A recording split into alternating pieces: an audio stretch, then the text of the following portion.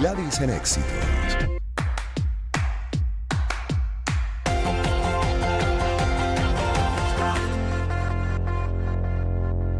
Tenemos en esta primera hora nacional nuevamente a Joel García como abogado penalista, defensor de derechos humanos, y con él hacer actualización de los presos políticos en el país.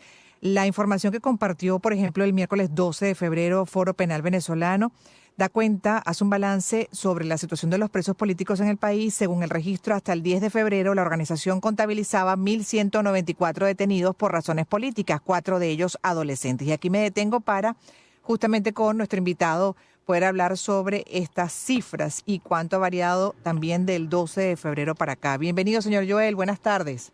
Muy buenas tardes, Gladys. Buenas tardes a tu gran sintonía. Sí, Gracias por dedicarnos estos minutos, señor Joel.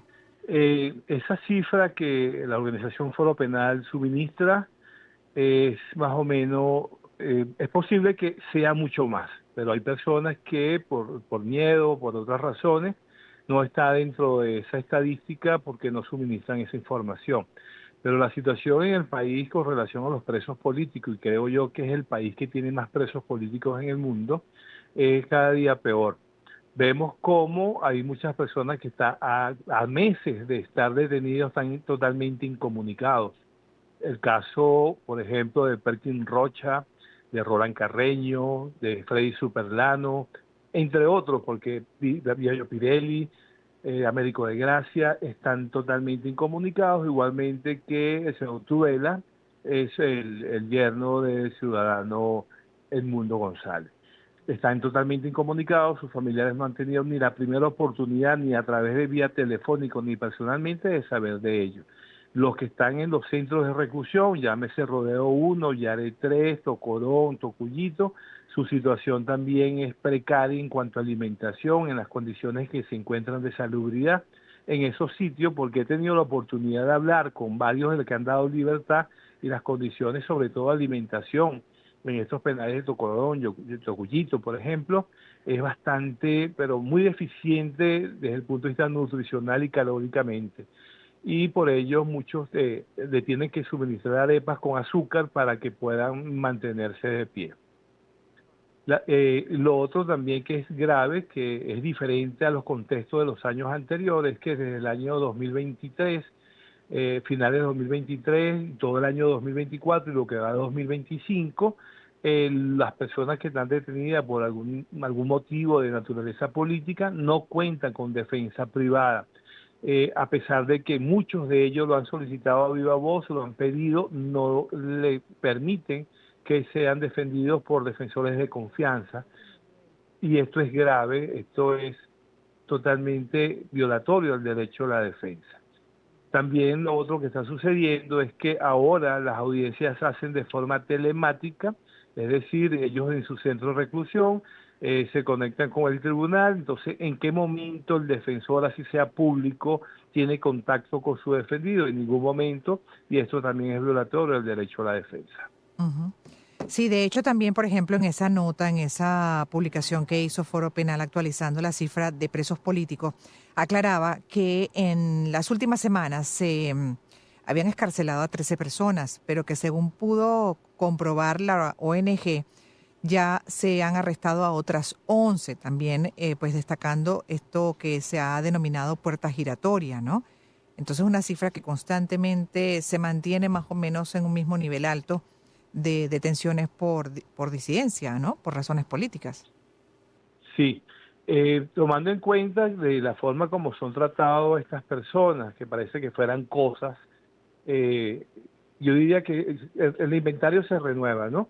Salen unos y entran otros. Vemos como la semana pasada, por ejemplo, el dirigente político Somasa, Luis Somasa, también entró en esa lista, y tampoco se sabe dónde está él. Sabemos por un podcast que hizo el ministro de Interior y Justicia de que está detenido, pero sus familiares no saben dónde se encuentra, nadie ha dado razón de él, a pesar de que han ido a los diferentes cuerpos policiales y en ninguna de ellas le dan certeza de que esté allí, más bien le niegan, dice que no están.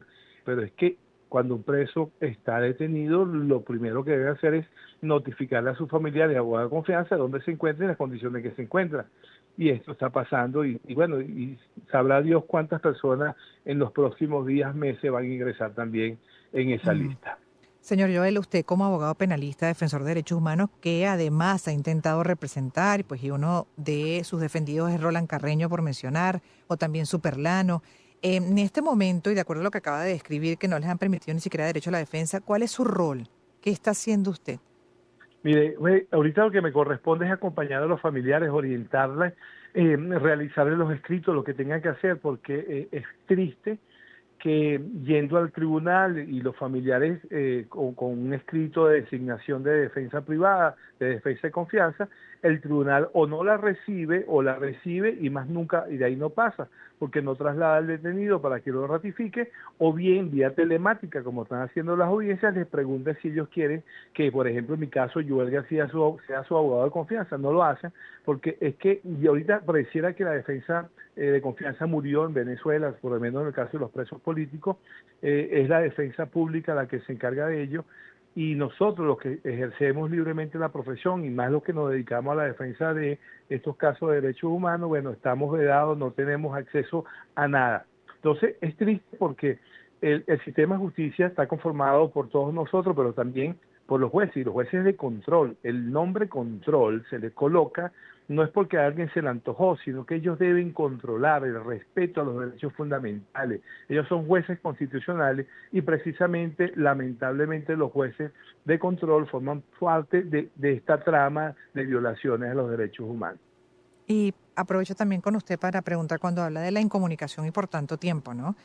En definitiva, ¿cómo la familia de cada una de estas personas, de Perkin, de Superlano, por ejemplo, que mencionó, Américo de Gracia, Roland Carreño, sabe del estado de su No, detenido, no ¿no? De lo, los familiares detenidos? no lo saben, Gladys. O sea, en cuanto a su estado de salud, su integridad, sus condiciones emocionales, no lo sabe, porque ni siquiera una llamada telefónica han podido tener, ni siquiera una llamada telefónica. Entonces, lo que le dijeron, está aquí, ellos le pueden proveer de algunos alimentos, algunos enseres, pero el contacto con ellos no ha tenido. En el caso, por ejemplo, de Superlano, de Freddy Superlano tiene dos niños, dos niñas de 7 y 5 años, dos niñas que están pequeñas, y ellas piden ver a su papá, y cuando sabemos que la Ley Orgánica de Protección de Niñas y Adolescentes, uno de los derechos que es que los niños tengan contacto con sus padres, y aquí se le prohíbe de que estos niños puedan saber de su papá. La Aurora Superlano, que es su esposa, ya no haya que decirle a esas niñas dónde está su papá y por qué está su papá allí. Entonces es una situación bastante inhumana, porque, ok, usted lo puede tener preso por las razones que sea, pero por lo menos ese contacto familiar, porque está destruyendo no solamente a la persona que está allí detenida, sino que le destruye todo el núcleo familiar. Bueno, y tampoco eso de tener a alguien preso por la razón que sea, ¿no?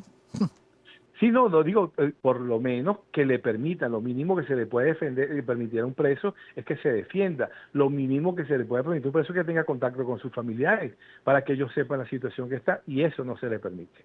De hecho, toda esta situación, la última después del 28, se ha elevado también ante la Corte Penal, pero la Corte Penal incluso fue cuestionada por la nueva administración de Trump, se reunió también parte del liderazgo opositor, pero en definitiva, la Corte, ¿en qué estado está, por ejemplo, de investigaciones con relación a violación de derechos fundamentales? Siempre lo que se le ha escuchado al fiscal Karim Khan es que está analizando la complementariedad, pero yo creo que ahí ya ha habido bastante información en cuanto a que en Venezuela la complementariedad no opera. La complementariedad es que si el Estado que está siendo investigado, donde ocurrieron los hechos, toma la iniciativa de investigar estos casos, la Corte Penal Internacional tiene que apartarse. Pero es que sabemos de que aquí no se ha investigado nada, así lo dijeron hace poco una comisión a la Corte Penal, pero lamentablemente el Estatuto de Roma, el estatuto por el que se rige la Corte Penal Internacional, no establece laxos para cuándo proceder. Entonces aprovechamos a hacer un llamado al fiscal Karim Khan de que ya es hora que por lo menos él tiene casos completos, pero muy completos, donde pudiera ya iniciar por lo menos uno, y no sé qué está esperando el fiscal Karim Khan.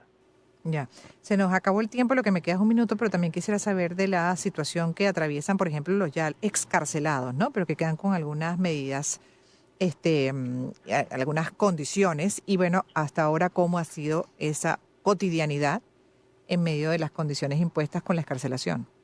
Fíjense, las personas que han sido escarceladas tienen una particularidad que salen con un temor enorme, porque entre otras cosas que se le dice es que si ellos llegan a hacer público lo que vieron, lo que pasaron, lo que vivieron, y además de que cualquier cosa que pudieran hacer, ellos pueden volver nuevamente a la cárcel y tienen todas medidas cautelares sustitutivas de libertad, es decir, siguen estando bajo una medida de coerción personal, no tienen una libertad plena y lo que tienen es temor e incertidumbre porque no saben en qué momento los pueden llamar nuevamente. Y esa es la situación en que se encuentran estas personas que afortunadamente por lo menos los sacaron de esos sitios.